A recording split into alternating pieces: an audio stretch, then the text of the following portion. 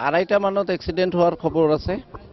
খবৰ পোৱাৰ লগে লগে আমাৰ পুলিচ আৰু লোকাল পাব্লিক যথেষ্ট হেল্প কৰিছে।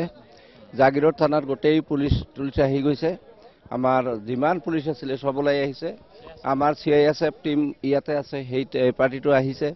আমি মৰিগাঁৱৰ পৰা যথেষ্ট পুলিচ লৈ অহা হৈছে। CRP আহিছে, SDRF আহিছে। ৰেস্কিউ অপাৰেশ্যন আমি কৰিছোঁ। 13জন মানুহ ইনজিয়ৰ্ড হৈছে, মাইনৰ ইঞ্জুৰি হৈছে। বাকী তেনেকুৱা এতিয়ালৈকে কোনো ক্ষয়ক্ষতিৰ নাই। ৰেস্কিউ অপাৰেশ্যন এতিয়ালৈকে চলি আছে। Thank you. এইটোতো এতিয়া ইনকুৱাৰী হ'ব। ৰেলৱে ডিপাৰ্টমেণ্টৰ পৰা ইনকুৱাৰী কৰিব। ইনকুৱাৰীৰ পিছতহে সেইটো ক'ব পাৰিব কি কাৰণত হৈছে। Thank U.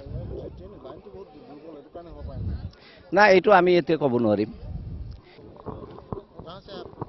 हम ऐसे डिमोपुर से आ रहे हैं, बिहार जाना है, पटना। ऐसा घर हुआ वैशाली जिला में, महुआ के हैं, हाजीपुर। कैसे हुआ पता नहीं चला, तो 5 मिनट पहले एकाएक ट्रेन, हम तो काफ़ी सोए हुए थे, जब हिलना शुरू हुआ तो देखे तो नीचे ट्रेन चली गई। तो फिर इमरजेंसी विंडो के लिए खोलने के लिए एक आदमी को बताया, बेचारा वो भी मेहनत किया। तो इमरजेंसी विंडो वाला खोला, उसके बाद वो निकला, उसके बाद हम निकले। उसके बाद बहुत सारे पैसेंजर थे, वो बच्चे लोग को भी, महिला लोग के भी टन टन के ऊपर ला के जमा किया। और उसके बाद 2 बैग तो मेरा मिल गया, 1 बैग तो उसी में अभी है।